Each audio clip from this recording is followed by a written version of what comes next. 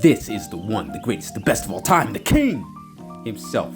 This is going to be the second video for the Draft League tutorials for beginners. Last time we were talking about what makes a well-balanced draft, but this time we're going to be talking about how different playstyles can affect the draft.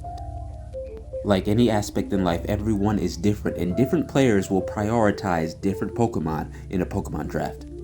The hyper-offensive player will always want to keep momentum on his side on the backs of his many damage options. He favors a good hazard setting lead, high speed, and high damage. Weather players refuse how to learn how to draft. This person played Sun because Rain was already taken. These players do not exist. The first guide discussed how to make a good balanced team. Make sure you have at least one physical defense, one special defense, one physical attack, special attack, hazards, utility, and varying speeds. If you want to play defense or stall, make sure you do still draft damage. There will not be the same element of surprise like ladder.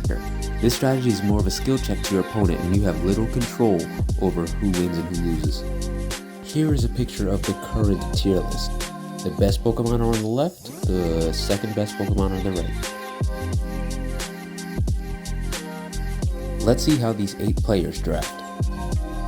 The balanced player will most likely draft the best Pokemon available to him. The second pick balanced player does the same. Don't waste an early pick. The Rain player will ignore all the good Pokemon and go for the best Rain setter. This gives the aggressive player another opportunity to get a better fast Mon, while the second Rain setter sees that Pelipper is gone, so will then instead switch to another weather because they suck. The balanced player picks the best Pokemon available to him. The defensive player will get a defensive Pokemon. The last pick also gets the first pick in the next round and will get a good core of 2 Pokemon that work together. The draft will then continue in the opposite direction. If you have an early pick, get the best Pokemon possible. If you're in a late pick, try to get 2 Pokemon with a good synergy. Remember, you don't need to pick in the order of the tiers. You can pick any Pokemon you want, but if you pick a Pokemon that's the same tier as something you've already picked, it will cost points. The lower cost will cost points. For example, if you purchase if you pick a 180 and a 160, the 160 will cost points. They're both tier 1 Pokemon, but the 160 is a little bit less.